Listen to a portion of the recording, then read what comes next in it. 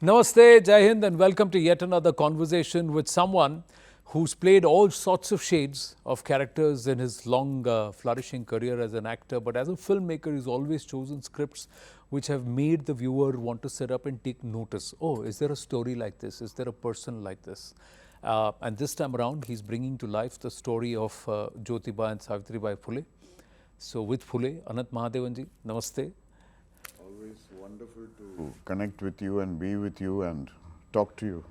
So Gaur Haridas, I remember I had a little bit role also there in the movie. I was so glad when we were at the studio and then you were there, and I said, why am I looking for, a character or an anchor to play this? I said, would you do it? And you so graciously agreed to do that. So I would always be grateful for that. No, I'll be grateful that you've also given me my chance to be on the screen, albeit even for a small, bit thing. But I think it was more the subject, because I didn't know Gaur Haridas.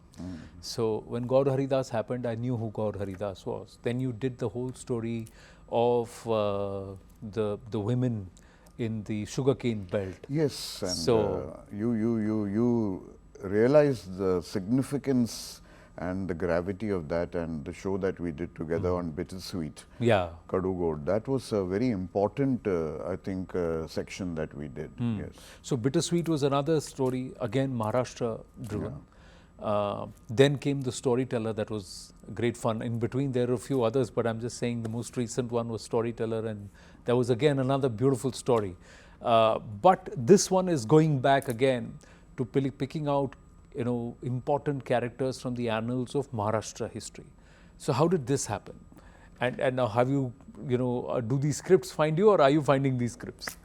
Well, I really don't know where we meet in between, but I felt that, normally all heroes do not find their climaxes in their own lives. And for me, both Jyotirao and Savitribai Phule were heroes. They were, I would say, India's first couple, India's first social revolutionaries. They had a lot of issues that they tackled, and they knew that not in 100, 200 years would those issues get solved, but at least they were pioneered by them in their lifetime. And they also sort of prophesied that, this would go on for several years, and the baton needs to be picked up by the next generation and the next generation. So I realized here was a recurring history that was coming down since 175 years and yet unsolved. So that's where I felt that this was an urgent film waiting to be made. How did you identify the cast, Patralekha, Pratik, to play these characters? See, Pratik I had the chance of working with in the web series called Scam 1992, where he played Harshad Mehta, and I was playing the RBI governor. So when I met him and we rehearsed our scenes together, I realized there was a certain theatre discipline in him, something that I always look for in an actor: awareness, intelligence. And I always thought that here was not another actor, here was somebody I would like to work with. Of course, I never guessed that I would work with him so soon, because I don't write scripts for an actor, but when I was writing Phule, somehow the face of, the face was morphing into Pratik's face, and sure enough, he looked the part. He really looks the part, he does, And Patralekha, of course, I had seen her in Hansal Mehta's film City Lights. She had internalized the part. Also, I did not want a face that was very well known in that sense, or very overexposed, because normally when you do historical characters or real characters, people look at the star and not at the character. So here I wanted people to feel Savitribai and not anyone else. So I think Patralekha fitted the part correctly. And you seem to have run into some rough weather with the trailer itself. What's all that about? The storm was... It's a two-week delay in your release. What's the cause for it? The storm was generated by people who jumped the gun. When you from a trailer, if you can make out what the film is, then there's nothing to see in the film. So if you have inferred that a small little cut or a snippet is what the film is all about, and you do not see the other side of the coin, you do not see the bigger picture, then it's a pity that you've come to such conclusions. So when some of the Brahmin community people actually brought up this point of a little Brahman boy throwing cow dung at Savitri. They felt that I had done injustice to the Brahmins. Now I told them, you won't find a more staunch Brahman than me. Sorry to say this, sounds so this thing, and I can give you reasons for that. So I wouldn't pull down my own community. But maybe you do not have an idea what roles the Brahmins played in Jyotiba's life. They were the people who gave Jyotiba and Savitri their first premises to build their first school. Yeah. The two of them had a bonding which was beyond imagination. Of course, you have a few black sheep or a few opposition in every community. So there were a few whom Jyotiba was opposing, trying to tell them that, look, I do not intend to bring you down, but I need to get my community up. So do not pull them down. Let there be equality. So that's what it is. When you see the film, you'll know how well balanced the two communities are. So they did go complaining to someone very high up on the political echelons in Maharashtra. So did you show him the film? No, see, when you show somebody something, it's like you're justifying, you're guilty. So look, I am not guilty. Here I am not pleading that. Here I am pleading I am not guilty. I don't need to prove anything to you. When the film is released, you will watch it. You will realize the misconceptions that you had. So you're inviting Anand Dave to the premiere and the screening? He is welcome to go and watch it. I'm not inviting anyone anywhere. The other thing is with the CBFC. Have they asked for cuts or have they asked for muting certain references in certain aspects? See, I would Uses words like 3Ms, Mahar, some other terminology. That is the only thing I see. I would call them recommendations. I would call them amendments, because fortunately they were not cuts in the conventional sense. Mahar, Mang, Kumbi, if these words are changed to or dubbed into Pichde Hue Jaat or whatever this thing, it's not that people are ignorant or they do not know.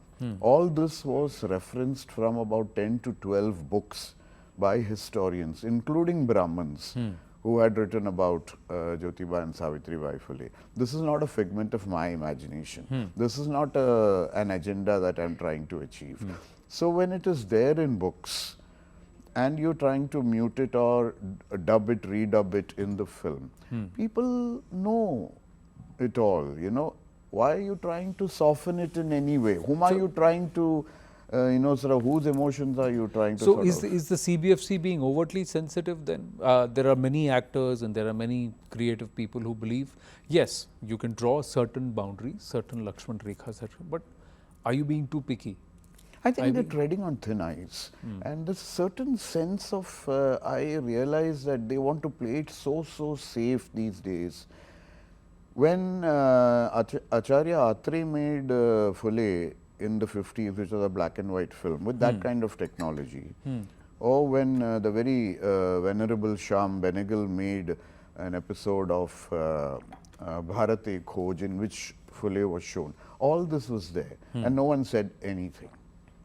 So, are we regressing with the times or are we progressing with the times? So, you know, those times no one said anything, no one complained, no one protested. Now we are being oversensitive about certain things. So, I think the CBFC at some point of time is trying to protect its own skin. They fear that somebody might come up with something. Now, this anticipation and living in fear is exactly what Jyotiba and Savitribai Phule did not do. They were fearless in spite of the opposition, which was 10 times what it is today. You know, so when I'm making a film about fearless people, about people with conviction and strength, I should not be living in fear. Or is it because there is a certain worry that people may not understand the context and it may be misconstrued and it may create another sociological issue or societal issue altogether? I don't think so. I don't see why it should be misconstrued or put in another context. This is a recreation of history. This is a representation of history, not an interpretation of history. Normally directors do interpret concepts. So you're saying it's a direct representation of history? It's a factual representation. If there was a hidden camera, probably this is how it would have happened, you know. So people need not fear, and there is proof.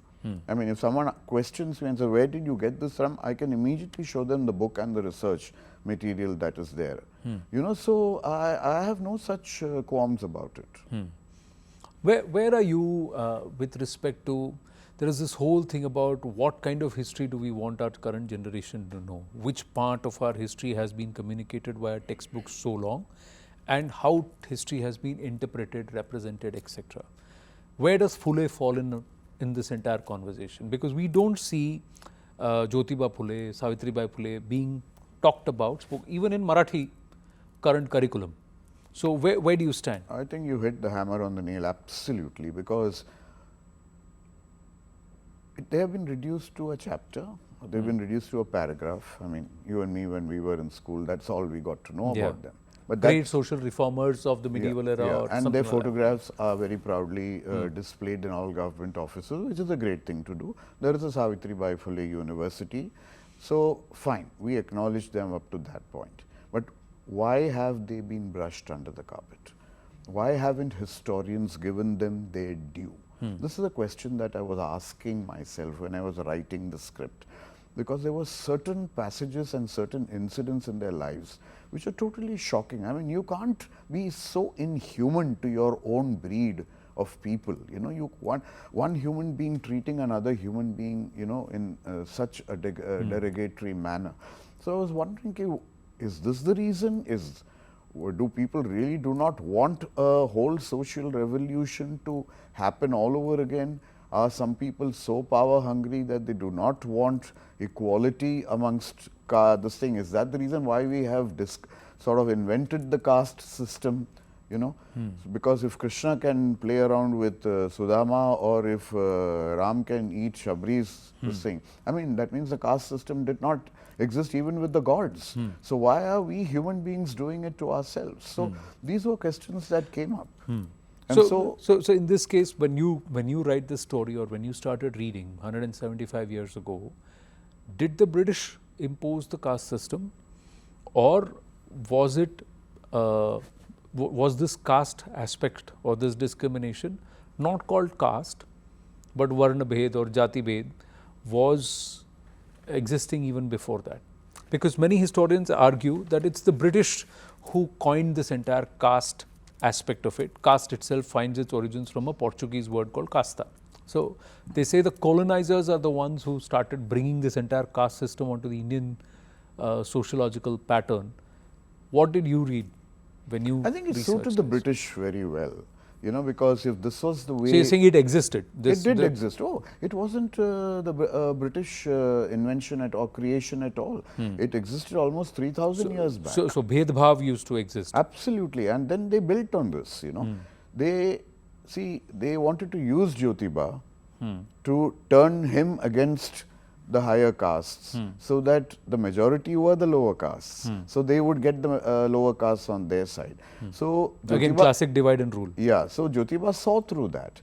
Jyotiba used the positive aspects of British rule, like the construction of the Thane tunnel and this thing. He provided this. But he also saw through the conversion tricks that they were trying to do into Christianity. And he played his cards correctly, you know.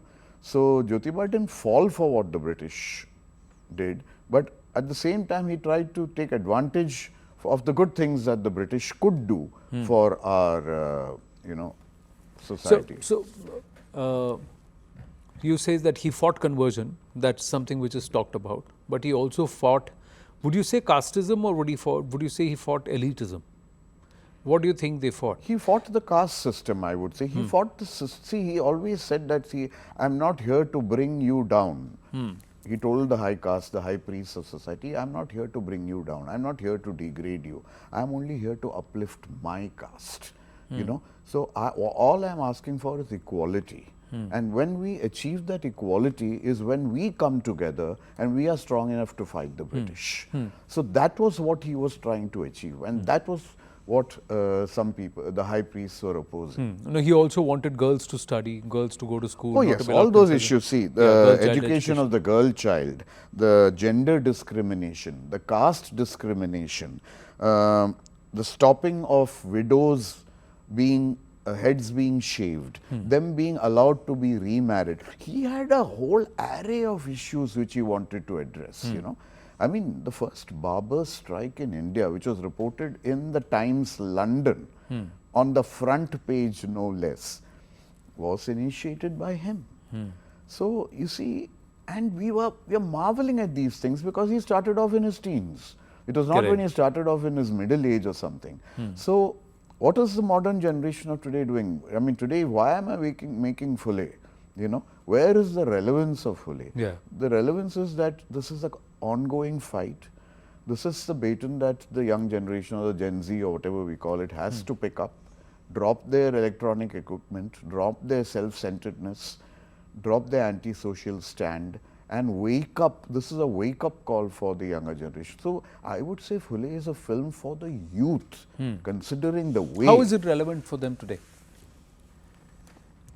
I mean, Today, girl child education is not a struggle. up till that point, Today, we are widows- okay. widows' We have heads the are not being independent shaved. woman. Yeah. We have the independent woman. We have the girl child being And educated. largely, if you were to see, especially in urban Bharat and all of that, and across educational institutions, people are not judged based on their caste. Or do you believe it still exists? In pockets, yes. In pockets. Urban, So like I said, so yeah. it's not You a see, random or sorry, it may be in random No, in pocket, pockets in the or sense it's not, that or is it you still believe kept it's under endemic? wraps. It's hidden very nicely. Okay. During Phule's time, it was right there in the open, on the streets, people being attacked. Today, we are doing it in a very, very discreet manner. It's very much there. If we say that the caste system doesn't exist today, then we are fooling ourselves. Only yesterday, a Dalit girl was subject to some kind of humiliation. So, it's still there. We haven't eradicated it totally. So, for the younger generation of today, for them, it's time to sort of, realize that these are the issues that are pulling humanity down, pulling our thinking down, pulling development down, and we have far more serious, graver issues to address than these petty things that we have sort of, divided ourselves with. But compared to 175 years ago, if you were to say Brahmins are a far smaller number in society today. The overall Savan don't even aggregate up to more than 20% of the total population, if my memory serves me right. But the so-called backward castes, other backward castes, Dalits, all of them account for nearly about 60% of the population. Yes. So, is the reverse not happening? How or is it still being practiced on ground? How would you say in the modern times casteism has taken shape?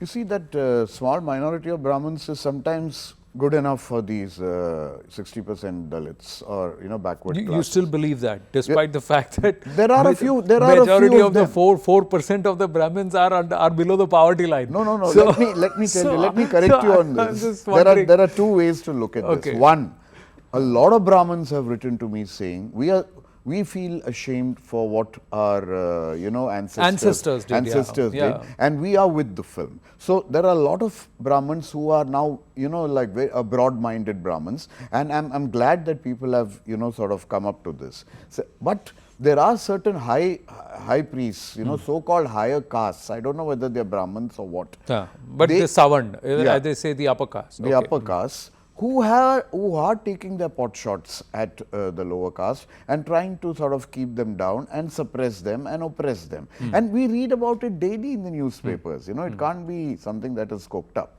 It has been done. So that's the sad part of it, that it still exists. Does your film try to address why it is still happening? While you're trying to chronicle the life and times of Jyotirao and Savitribai Phule, do you try and address the current generation and say why this, or to try and say that perhaps at the core of it all is this basic thought of elitism, that I am higher than you? I think it comes across in a surrogate way in the film itself. I do not have to say 2025. I can still stick to 1890 when they passed away and still reflect and mirror today's times in a way, because when you see all that, it is virtually mirroring what is happening today. Of course, like the education part of girls, I mean, that's one thing where we have, I think, progressed. Girls are getting educated and women are independent. So that's not as grave as then, when it was stopped totally. But then she started educating girls, and so it began from there. But the other See, like gender discrimination is still there. I mean, you ask, there are actresses who are saying today that I'm not paid as well as my male counterpart. Yeah. Why is that being done? I mean, it is gender discrimination, you know, or caste discrimination, as we were discussing. So I'm just saying, you're a filmmaker. Do you identify your hero, heroine based on their caste? Do you look at their surname and their background before you decide, or do you look at merit and their talent? Not at all. So I'm just saying, there is a huge group of people who will say that given 50% reservation there, given this quota system there, that quota there, what's left for the general category? So who's being discriminated against then in the current scheme of things? The quota system is a paradox which we are all addressing for many years now, whether it's the Mandal Commission or any other thing. We've been saying this, that look, we are the people who are the reserved community. So, you know, why are they being the thing? But there must be a reason for that. Why do we still, you know, give them some kind of a privilege? I mean, I'm sure it's not just the vote bank, you know. I'm sure there must be some kind of looking down or bringing them down or pulling them down in some parts, whether it's a university or whether it's a job or something, where we still have to evoke these kind of rules. Once that equality is done, I'm sure all this will go. But at the end of the day, discrimination either ways is wrong. Right? Discrimination against anybody is wrong. Yeah. The other thing is, at the end of the day, don't you feel merit is sacrificed? So, if I discriminate one way or the other, I compromise on merit, don't I? So, as a society, are we supposed to put merit first, or are we supposed to look at, say, equality first? Or do you believe that unless there is equality, there won't be primacy for merit? No, that's certainly debatable. But when you hear lovely, some great news like Mali's son scoring so much in an SSC exam and topping the exams, or a taxi driver's daughter you know, winning laurels, then you realize that merit exists in that this thing also too. So what if they weren't given those opportunities? Probably you wouldn't find what they were worthy of. So you see, this is a double-edged sword. We'll have to handle this very carefully, because one rule doesn't apply to generally to everything. So that is why I'm saying larger narrative from filmmakers, creative people, as you are chronicling history and also bringing to, is overall for society to bridge the gap between the haves and the have-nots, or to put it and bind it in modes of casteism, gender bias, this and that. So either someone has it or does not have it, and if we reduce the equation to that rather than looking at surnames, etc., etc., that's right. Is that not easier for society to understand and grasp that you just have to bridge the gap between the haves and the have-nots? At the end of the day, it means the same, that everybody should get an equal opportunity. I think we need another Jyotirao today to rise and address these issues now, what he started off in middle of the 19th century, to address these issues and bring out a new revolution, so that we can actually dissolve these differences and you know, get to society that we've never dreamt of. Well, when you decided, okay, let's quickly dial back and say, when was that moment when you said, I want to make a story on Phule? It was about 2.5 years back.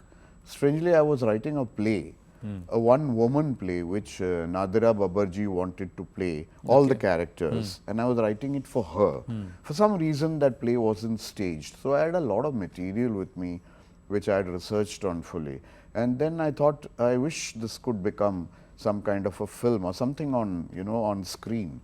And when my producers, Ritesh Kudecha and Anuya Kudecha, very coincidentally said, how about a film or a web series on Phule? I said, I've got all the material ready, let's get going. And it just started off that way. I guess it was destined to be made on the big screen, and it all worked towards that. So why not OTT and why the big screen? No, I am a very big screen person. My whole vision is always for a 70 mm screen. I like everything cinematic. I wouldn't want this film to be seen on a phone or a tablet. Why? Because if it is OTT, then there is no muting the words.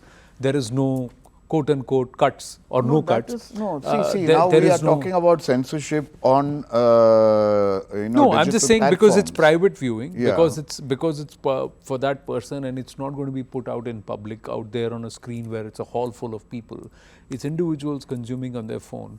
Why are you a votary of the big screen and not OTT? No, I've always. And why do you believe these, many people would come back and say it, not that I'm saying you're right or they're right. I'm just saying they would say a subject like Phule should be a web series. It should 7, 8 episodes, short limited series, and people will watch it and it'll get consumed more.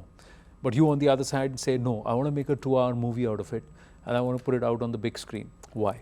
Because the visual effect of a film on a 70 screen can never be matched by a small screen. Eventually, you have to get it onto television premieres. You have to get it onto digital platforms where it might last for posterity. But I do not want to start off with a digital platform. I do not want to start off on a small scale. But you are right when you say that this could be a web series, because the material I gathered was for a 7-hour film. I had to filter it and bring it down to 2.5 hours. But then I still want to see it as a visual extravaganza rather than a small screen television format where I would only be working on close-ups. I want to see the wide screen effect. So maybe for me, I always see films as big screen material. But as a creative person who thought that you're limited by the length of a movie. Yeah. Here on an OTT platform, you're not limited by the length of the movie. You have a 7-part series, 8-part series, 45 minutes, 1 hour per series, Right. 1 hour per episode. Absolutely. And then you are also able to engage the viewer. So I'm asking you, are you open to looking at perhaps the next project being a web series? I'll tell you about a secret about web series, but what you're saying is right. I agree with you, because a 7 or 8-part series on Phule would be able to encompass much more, and many more things that I had to leave out, unfortunately, in a film. But when it comes to a web series, you see that format. See, right from television, I've been a television boy all my life, right from the time commercial television was incepted. Correct. So I could only see things being reduced, to size. It's only reduced to close-ups, reduced to so much. When it's an intimate film, like say The Storyteller, it's more intimate, then I can understand that you can even watch it on a digital platform. But when it comes to a film like this, where the screen just opens up, I don't know now whether Gandhi should have been Richard Attenborough's magnum opus, or it should have been a film for television, because even those days there were films for television. So I would always prefer it as a magnum opus. Okay. So, but then today's web series, I know because I've acted in web series, I've seen directors, I've seen producers spending 3 or 4 years of their lives making 6 episodes, writing over a year, rewriting the rest of the year, shooting for over a year, editing for the next year, and then having it broadcast the following year. I do not want to spend 4 years of my life on one project because of certain, rules and bureaucracies and egos that are, so you feel this is a far more open and a because freer if you let me do, canvas. and if you trust me, then I would love to make a web series.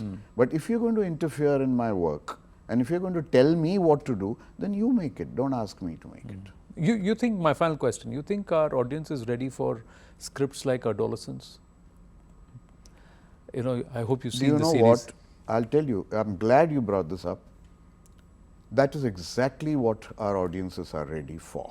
I'll tell you why. The Storyteller taught me a very, very, very important lesson. It was released on a digital platform by Jio, our producers, on Disney Hotstar, which became Jio Hotstar, without any fanfare, without any announcement, without any advertisements in the newspapers.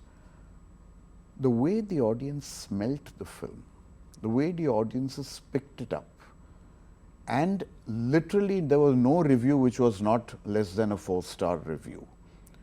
And the love that audiences have shown for that film proved to me that if the product is good, there is an audience out there. The problem is you don't give them a choice. So they have to opt for all the pot boilers. So Adolescence, why has Adolescence become such a big hit? There was no publicity in India, but still people smelt it. People picked it up. They are there. Tap them. Stop drugging the audiences with the kind of stuff you are feeding them. Give them the stuff that will make them cinema literate, and you'll see how cinema, the standard of cinema in India, grows leaps and bounds. But that adolescence also, the audience smelt it. It's like Storyteller on OTT, not on the 70mm. Anandji, so the next project has to be That's on all OTT. right. I mean, whichever format they smelt it. I mean, Adolescence was made as a digital format, so that was fine. But the important part was the audience waking up to it.